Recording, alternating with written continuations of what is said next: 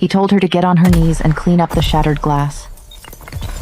She looked up at him, tears streaking down one cheek, chin raised, dark eyes burning, and said, "If you wanted maid service that fast, you should have hired someone who doesn't know you did that on purpose." Myo Jung, the man who ran Seoul's underworld from a chandelier-lit fortress of black marble and blood debts. The man whose dragon tattoo crawled up his neck like a warning label. The man whose silver-ringed fingers had signed death warrants over breakfast. This man, this 6-foot monument to violence and control, just got defied by a maid in a black and white uniform on her very first day. His guards froze. His right-hand man's hand drifted toward his holster.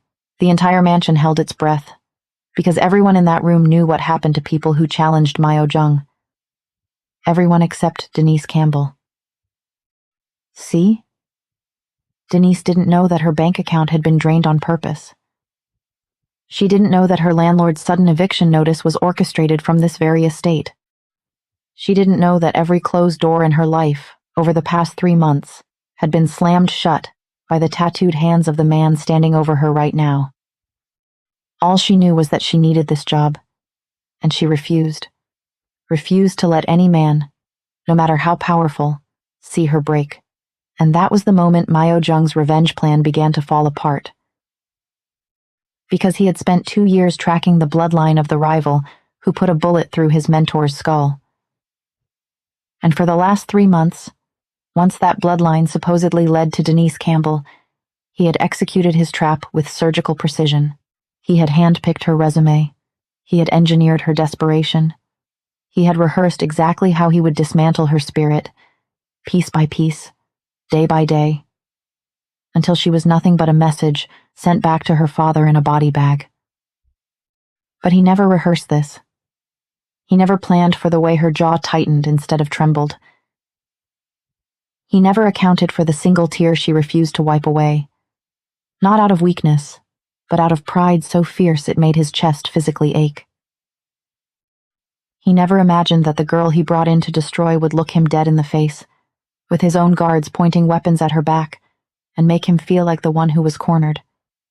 His right-hand man leaned in and whispered, "Want me to handle her, boss?" Myo didn't blink. His voice came out low. Dangerous, but not aimed at her. "Touch her and I'll cut your hand off myself." That's when the room knew.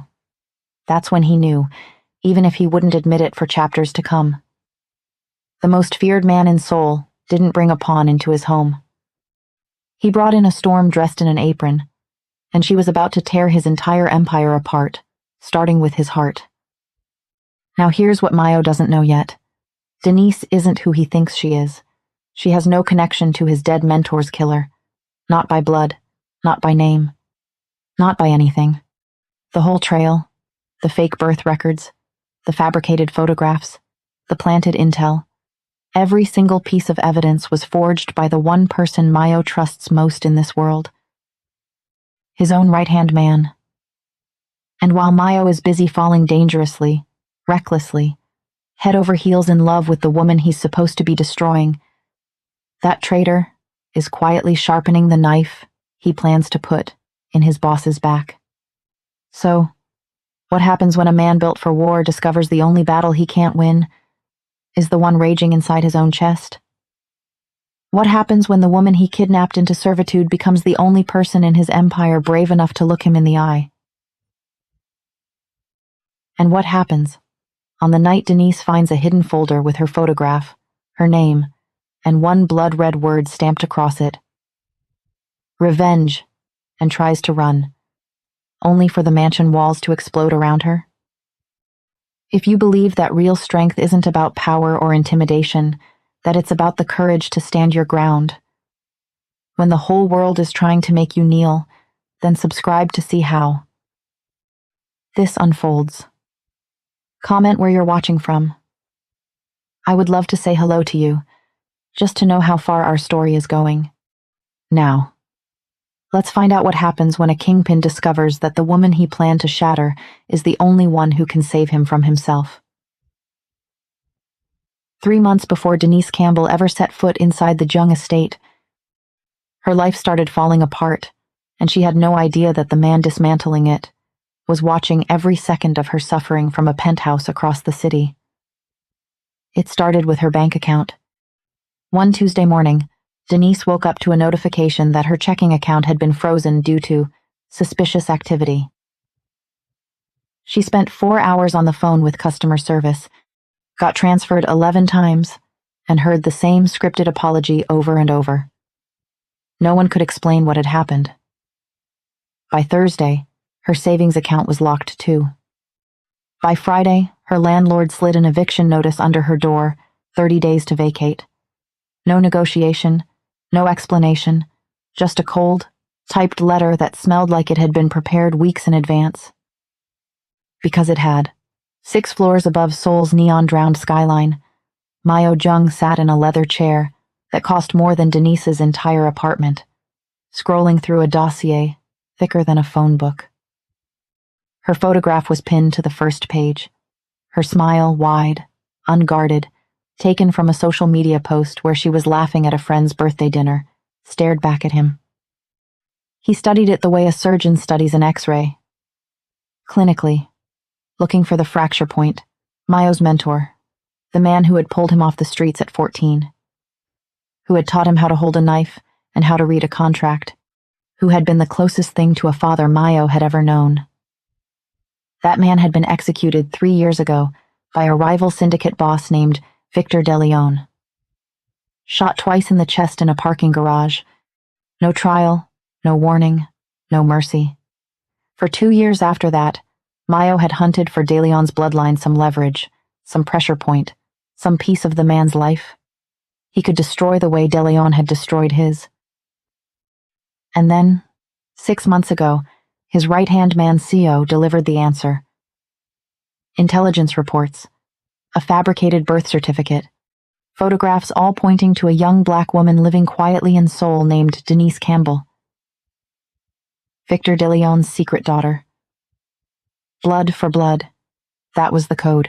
Myo didn't want to kill her. That would be too fast, too clean.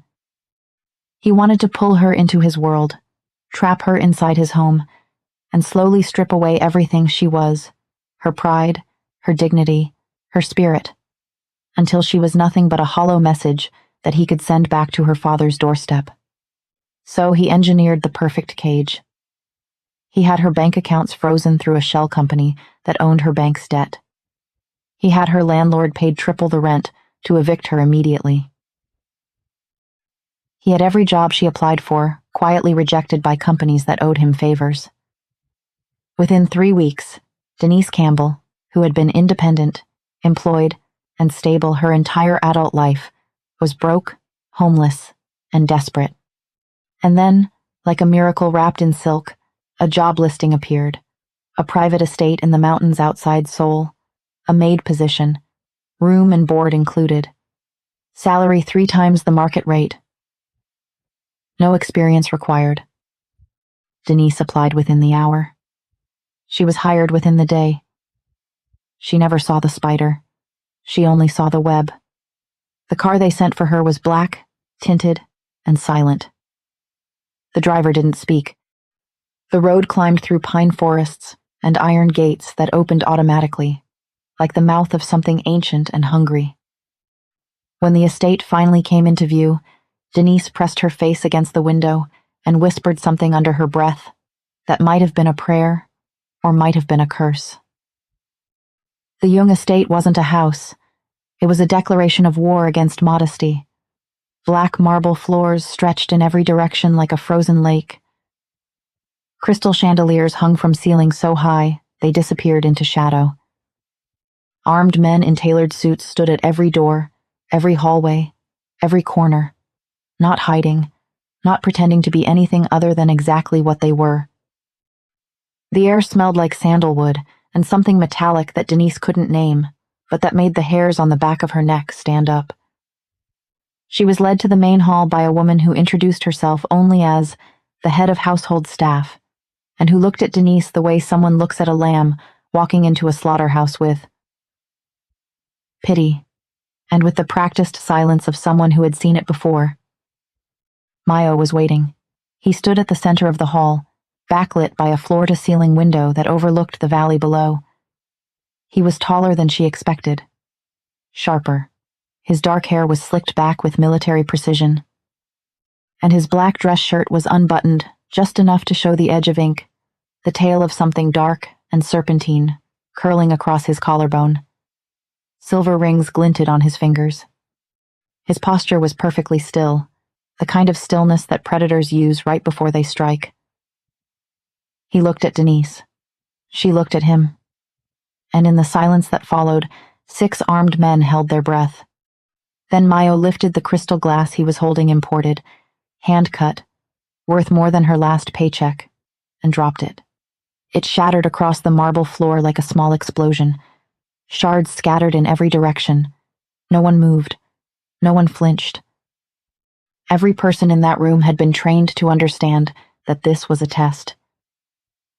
The new maid was supposed to drop to her knees, scramble to clean it up, and in doing so, accept her place at the very bottom of Myo Jung's food chain.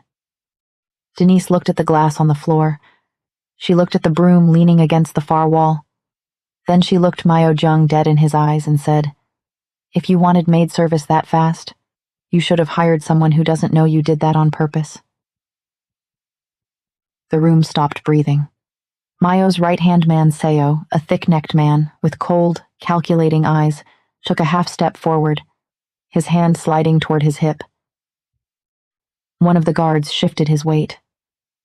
The head of household staff closed her eyes like she was watching a car crash in slow motion. But Myo didn't move. His expression didn't change. His jaw stayed locked. His eyes stayed fixed on hers, but something behind those eyes shifted. Something cracked. Not anger, not offense. Something far, far more dangerous. Fascination. He watched her walk, not scurry, walk to the broom, sweep up the glass with efficient, unhurried movements, dump the shards in the bin, and return to her spot without once lowering her gaze. "Your quarters are on the 3rd floor," he said, his voice a low, controlled thing that barely qualified as human warmth. "You start at 5 a.m. You end when I say you end. Do not enter the East Wing. Do not speak to me unless spoken to. Do not—" "Is there a uniform?" Denise interrupted. Seo made a sound in his throat, like a dog hearing a whistle. Myo tilted his head. The corner of his mouth did something it hadn't done in years. It almost twitched. "It's in your room." Denise nodded once, turned on her heel, and followed the staff woman up the stairs without looking back. Myo stood in the hall for a long time after she left. The shattered glass was gone, but the feeling it had been replaced with was not. He pressed his ringed fingers against the bridge of his nose and muttered one word in Korean. A word his mentor used to say whenever a plan went sideways. Seo stepped forward. "Want me to handle her, boss?" Myo lowered his hand. His eyes were still on the staircase. "No. She disrespected you. In front of—" I said, "No." Seo fell silent. But later that night, in the guards' quarters, he told the others something that made them all uneasy. I've seen that look on his face before. Last time I saw it, 3 men ended up in the river. It took exactly 72 hours for Myo Jung to develop a problem he had no protocol for.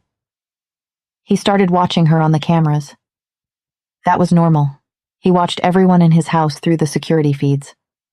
It was standard procedure, a habit born of paranoia and years of people trying to kill him in his sleep. But by the 2nd day, the other feeds stopped mattering. His study had 14 monitors. 13 of them showed hallways, gates, perimeters, and access points. The 14th showed the kitchen, where Denise Campbell was currently scrubbing a countertop while humming a song he didn't recognize. He watched her wring out the cloth. He watched her push a loose curl behind her ear with the back of her wrist. He watched the way she moved through his home like it was just a house, not a fortress, not a throne room, not a mausoleum of blood debts and broken bones, just a building that needed cleaning. On the 3rd day, Myo left his study at 10:47 a.m. Meh. For no reason. He walked down to the second-floor corridor where Denise was polishing a mirror. He stood at the end of the hallway and pretended to take a phone call. She glanced at him once, then returned to her work. Myo stayed for 11 minutes. The phone was never on. On the fourth day, he moved his afternoon tea from the east wing to the west parlor. Denise was assigned to the west parlor. He sat in a chair, reading a ledger he'd already memorized, while she dusted shelves 3 feet away from him. Neither of them spoke. The silence was so thick it had a texture. On the 5th day, Seo pulled him aside. "You've relocated your afternoon schedule 3 times this week," Seo said, his voice carefully neutral. "The way one speaks to a man who could have you killed with a phone call. Every time. It's to wherever the new girl is working." Myo didn't look at him. "I'm supervising a new employee. That's standard." "You've never supervised a maid before. You've never supervised anyone below the rank of lieutenant. Are you questioning me?" The temperature in the room dropped 10 degrees. Seo knew that tone. It was the tone that came right before someone learned the hard way that Myo Jung did not repeat himself. "No, sir," Seo said, and walked away. But he didn't stop noticing, and he wasn't the only one. The guards whispered about it between shifts. The kitchen staff traded glances when Myo appeared for the 4th unscheduled inspection in a single week.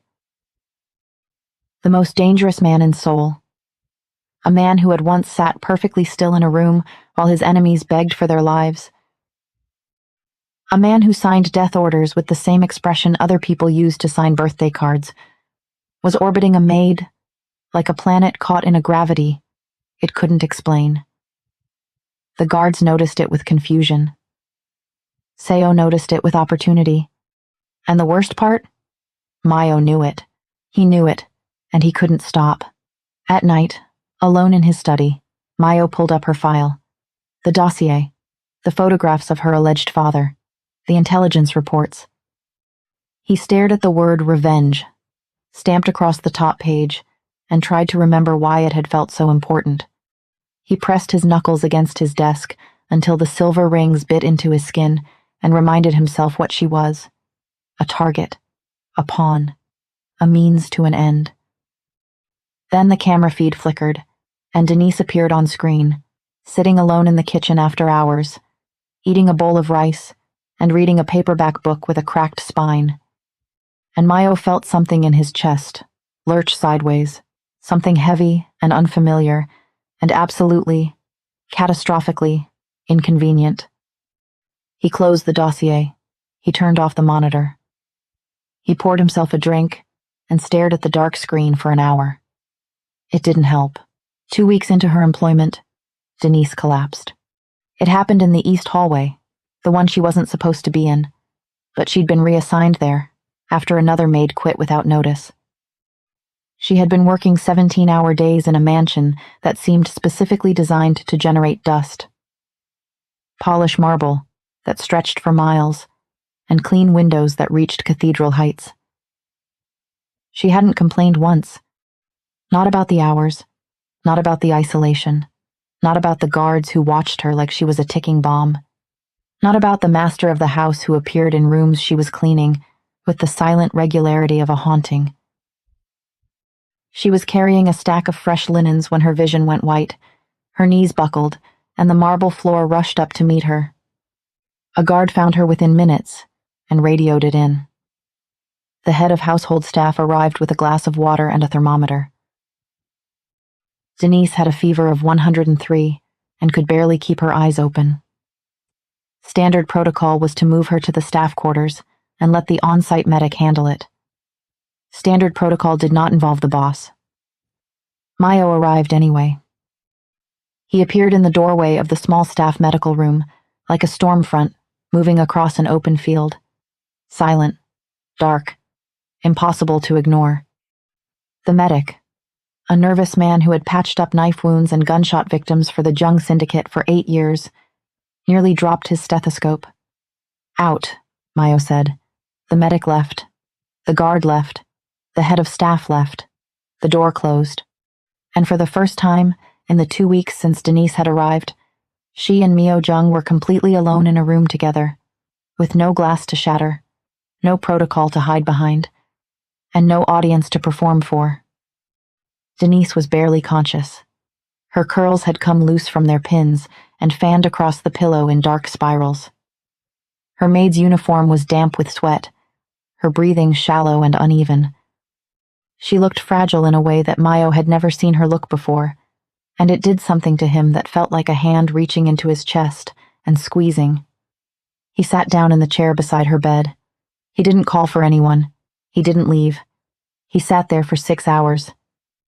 Somewhere around hour 2, he rolled up his sleeves to press a cold cloth to her forehead, and the movement pulled his shirt open at the collar, the dragon tattoo, the full thing. Not just the edge she'd glimpsed on her first day, sprawled across his chest in black ink. It was massive, intricate, and old. It wrapped from his left hip, coiled across his ribs, climbed his pectoral, and curled up his neck with its jaws open, frozen mid-roar. It was the kind of tattoo you earned, not chose. Every scale represented something. Every curve of the dragon's body mapped a chapter of violence, loyalty, and survival that Myo had lived through since he was 14 years old. Around hour 4, Denise's fever broke. She stirred, her eyelids fluttering, and for a disoriented moment, she saw him, really saw him. Not the Mafia boss, not the man who tested his employees with shattered glass. Just a man sitting in a hard chair, in the middle of the night, with dark circles under his eyes, and his shirt hanging open, pressing a damp cloth to her forehead with hands that were capable of terrible things but were, right now, impossibly gentle. "You're supposed to be resting," he said quietly. It was the softest his voice had ever been inside these walls. "You're supposed to be terrifying," she murmured back. Her eyes were barely open. She might not even remember this in the morning. Myo didn't respond. He just adjusted the cloth on her forehead, and his hand lingered there on the edge of her hairline, his thumb barely grazing her temple for exactly 2 seconds longer than necessary. Then he pulled back, and his jaw tightened, and the walls came up again. But they came up slower this time, and they didn't go up all the way. By morning, Denise woke to an empty room, a fresh glass of water on the nightstand, and a handwritten note on a state stationery that read, "Rest today." "That is an order. MJ." She stared at the note for a long time. The handwriting was sharp and angular, every letter controlled. But the message itself, the fact that it existed at all, was the first crack in everything she thought she knew about the man who owned this house. The library was the only room in the Jung estate that felt like it had a soul. 3 stories of dark mahogany shelves climbed toward a domed ceiling, painted with clouds that might have been original and might have been forgeries. With Myo Jung, you could never tell what was real. Rolling ladders on brass tracks leaned against the shelves. A marble fireplace dominated the far wall, flanked by 2 leather chairs that were older than most of the men who guarded this house. The light was warm and amber, filtered through stained glass windows that turned the afternoon sun into something that looked like honey, poured through cathedral stone. Denise had been given permission to use the library during her off hours, a concession that had raised every eyebrow on the security team. She was curled in one of the leather chairs, 3 days after her fever, reading a collection of Korean poetry that she'd found on a bottom shelf. She was so absorbed in the book that she didn't hear him come in. She didn't hear the door lock, either. "You're reading my mother's book," Denise startled. Myo was standing 6 feet away, leaning against the end of a shelf with his arms crossed. He was wearing all black. He was always wearing all black, but his shirt was less formal tonight. The sleeves pushed to his elbows, the dragon's tail visible on his forearm. His expression was unreadable, but his eyes were locked on the book in her hands with an intensity that made the air in the room change pressure. "I didn't know it was personal," Denise said carefully, closing the book. "I can put it back." I didn't say put it back. He pushed off the shelf and walked toward her. Not quickly. The way he moved through space was deliberate, controlled. Every step calibrated the walk of a man who had learned long ago that the distance between two people could be a weapon or a surrender, depending on who closed it first. He stopped 3 feet from her chair. What made you pick that one? The cover was worn. Books that are worn are books that are loved. I wanted to know what someone in this house loved. The sentence landed between them like a lit match dropped on gasoline. Myo's jaw tightened. His hands, which had been resting at his sides, curled into fists, not from anger, but from the effort of keeping them still. You don't know what you're asking, he said. His voice was low, lower than she'd ever heard it. I'm not asking anything. Denise stood up from the chair. She didn't step back. With both of them standing, there were maybe 2 feet of charged, suffocating air between them. She could see the scar on his jaw. He could count the freckles on her collarbone. I'm just reading a book. No, you're not. Myo stepped forward. 1 step. The distance cut to nothing. His eyes dropped from hers just for a second to her mouth, and then snapped back up with the guilty speed of a man who had just committed a crime he couldn't take back. You've been in this house for 3 weeks. You've broken every rule I've set. You don't flinch when I enter a room. You don't lower your eyes. You scare you? The word hit him like a physical blow. His nostrils flared. The tendons in his neck pulled tight against the dragon ink. For a moment that stretched like taffy, that lasted years, that lasted no time at all. Myo Jung looked at Denise Campbell the way a drowning man looks at the surface of the water. Yes, he breathed. And the confession cost him more than any bullet ever had. His hand came up. His ringed fingers hovered at her jaw, not touching, just hovering close enough that she could feel the heat of his skin against hers. His eyes searched her face with the desperate, furious intensity of a man trying to memorize something he knew he was about to lose. The fireplace crackled. The stained glass threw amber and gold across both their faces. The distance between their mouths was measured in millimeters, and in the wreckage of every wall he had ever built. Then his phone buzzed. The sound was small and electric, and it shattered the moment like a rock through stained glass. Myo's hand dropped. His jaw locked. The mask, the cold, the control. The kingpin slid back into place with the practiced efficiency of a man who had been armoring himself his entire life. He stepped back, took the call, spoke 3 words in Korean that Denise didn't understand, hung up, and without looking at her, because if he looked at her one more time, the last shred of his plan would disintegrate, he walked to the door, unlocked it, and left. Denise stood alone in the library. The book was still in her hands. Her heart was slamming against her ribs so hard she could hear it in her ears. She pressed her fingers to the spot on her jaw, where his hand had almost been, and felt the ghost of heat he'd left behind. In the hallway, halfway to his study, Myo stopped walking. He pressed his back against the cold marble wall, tilted his head toward the ceiling, and closed his eyes. His fists were at his sides. His chest was rising and falling too fast. The dragon tattoo moved with every breath like it was alive and trying to escape. He was in love with her, not falling, not slipping, not drifting toward some soft, manageable affection that could be filed away and controlled.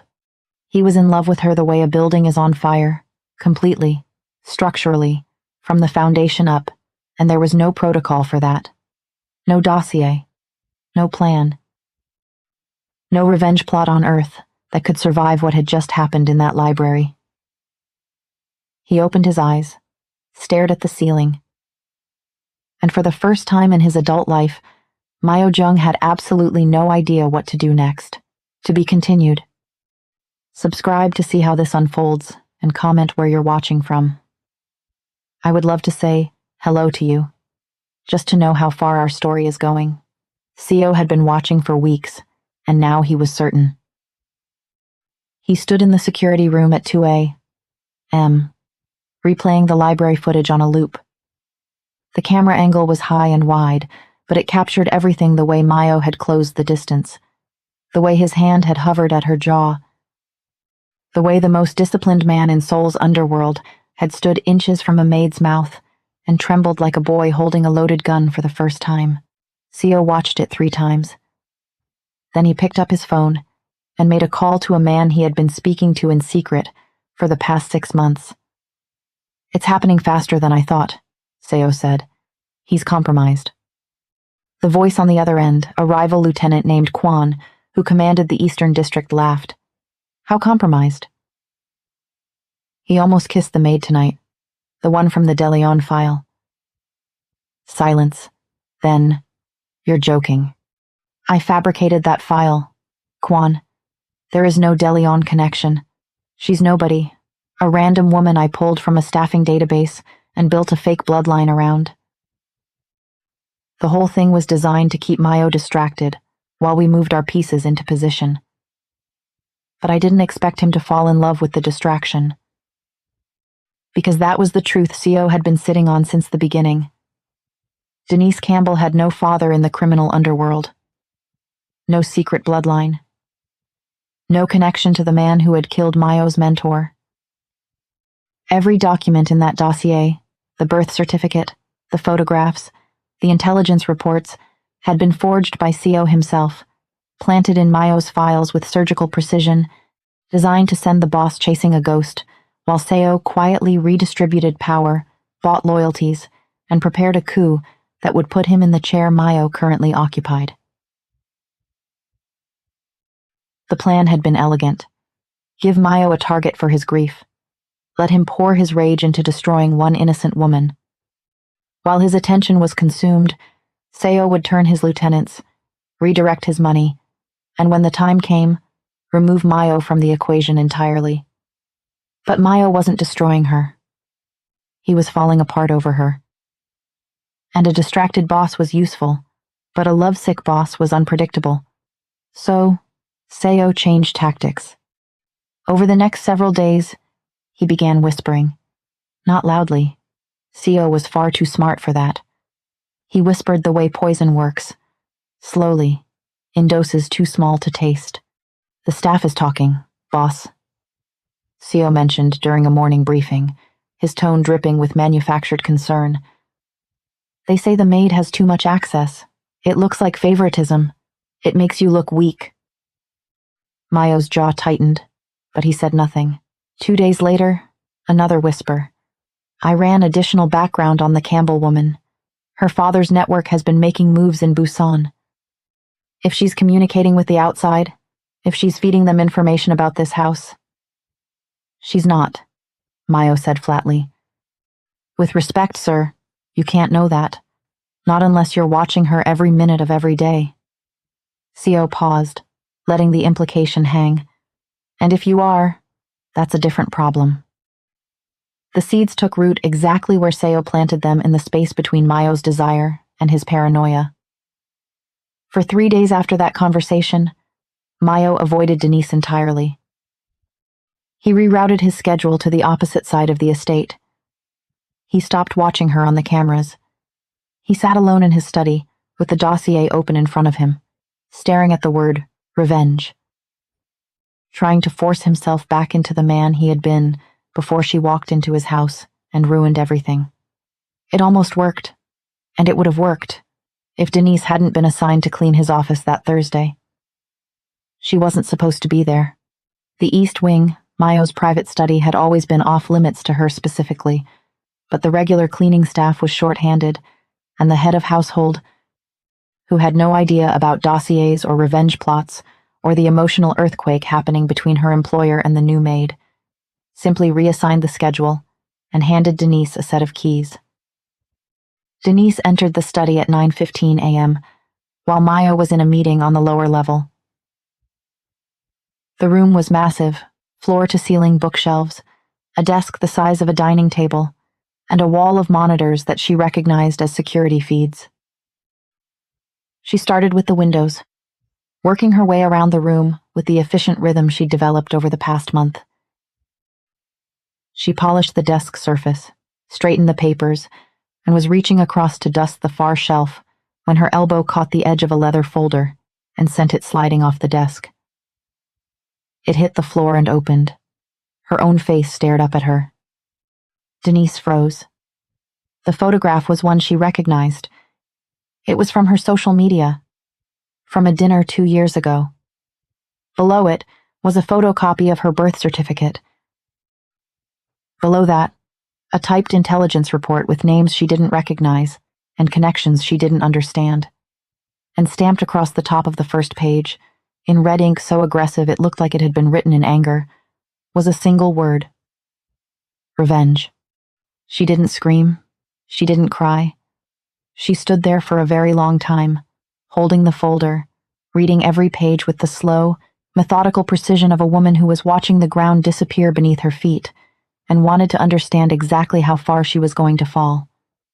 The job listing, the salary that was too good to be true, the frozen bank accounts, the eviction, the way every other door in her life had slammed shut at exactly the right moment to funnel her here, to this house, to this man.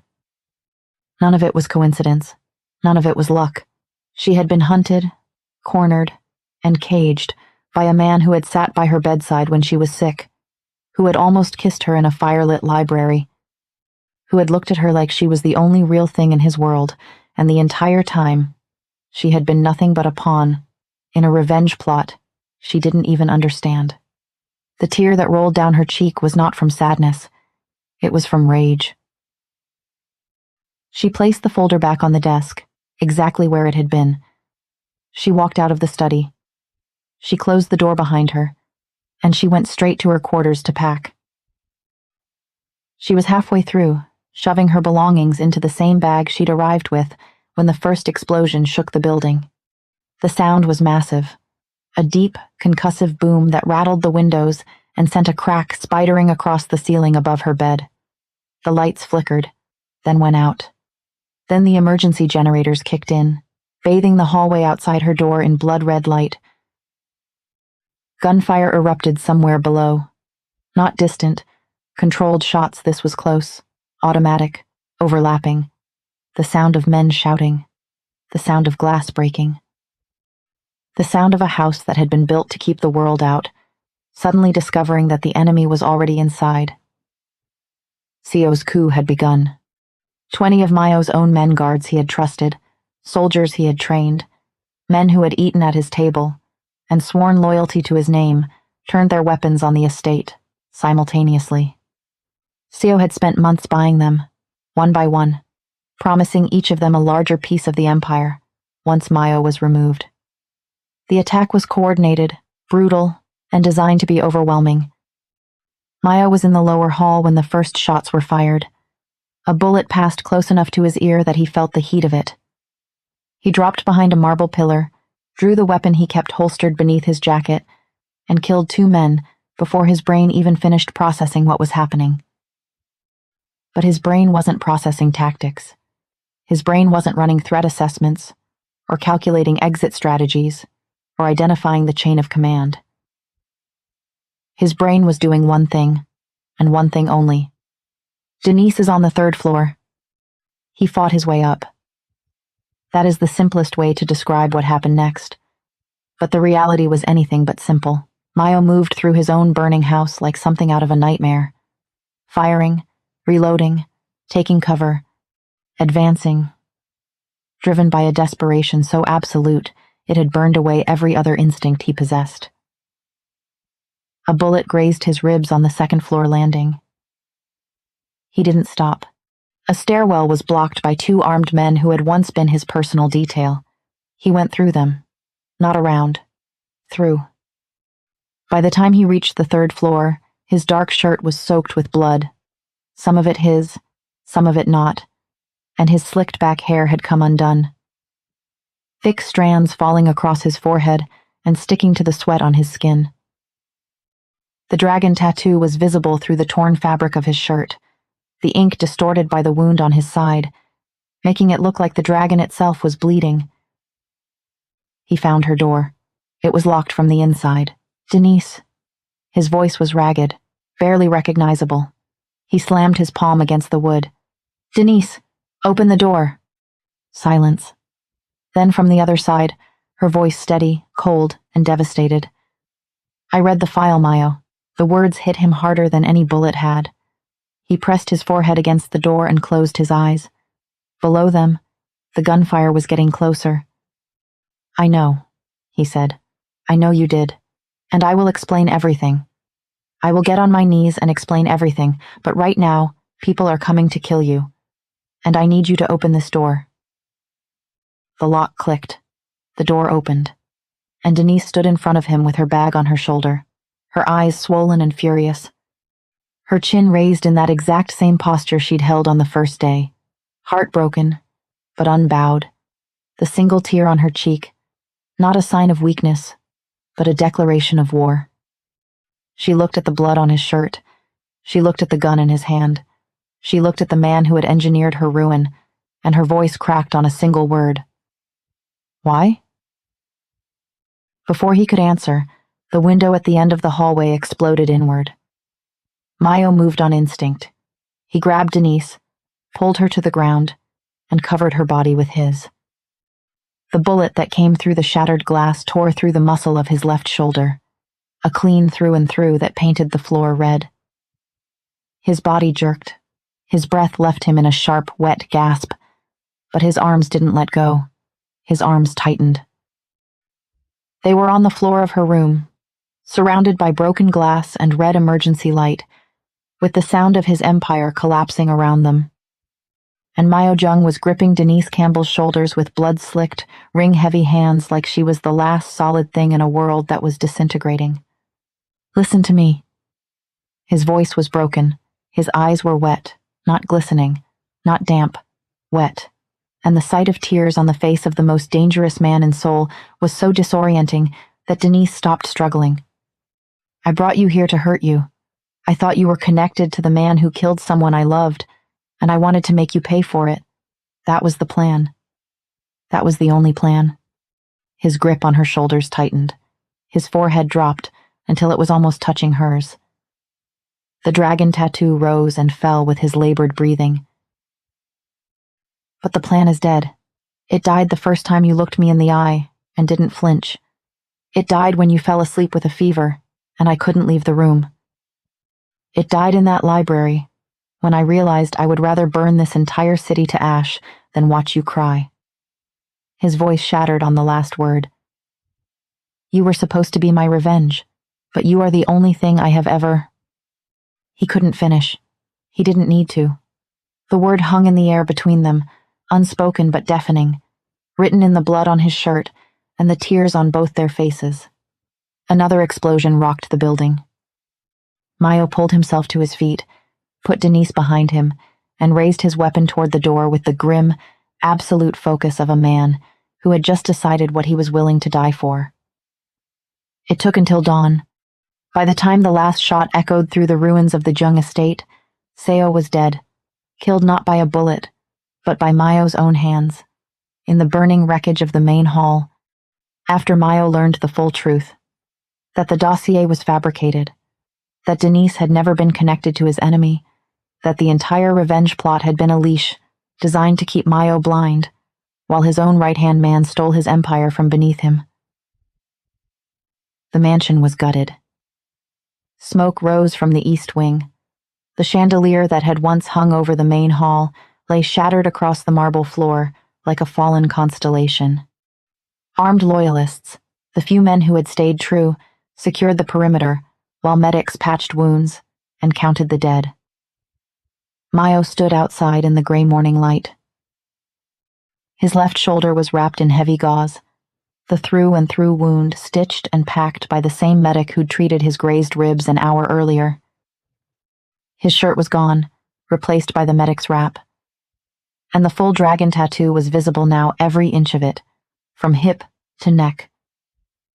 Exposed to the cold air, and to the woman standing 20 feet away from him, wrapped in a blanket someone had given her, watching him with an expression he couldn't decode.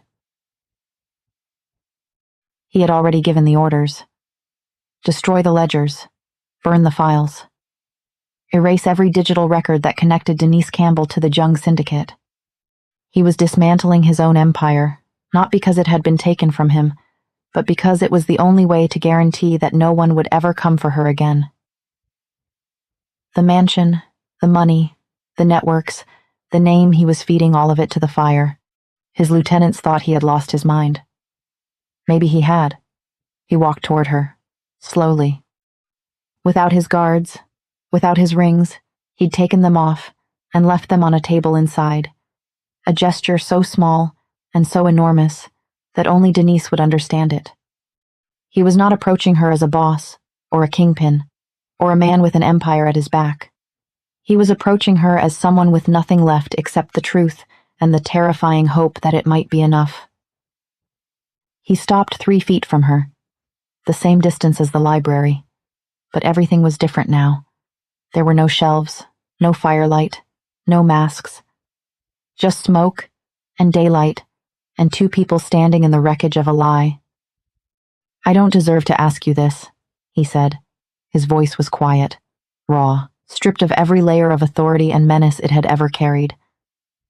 "I don't deserve to ask you anything, but I'm asking anyway." He swallowed. His jaw worked.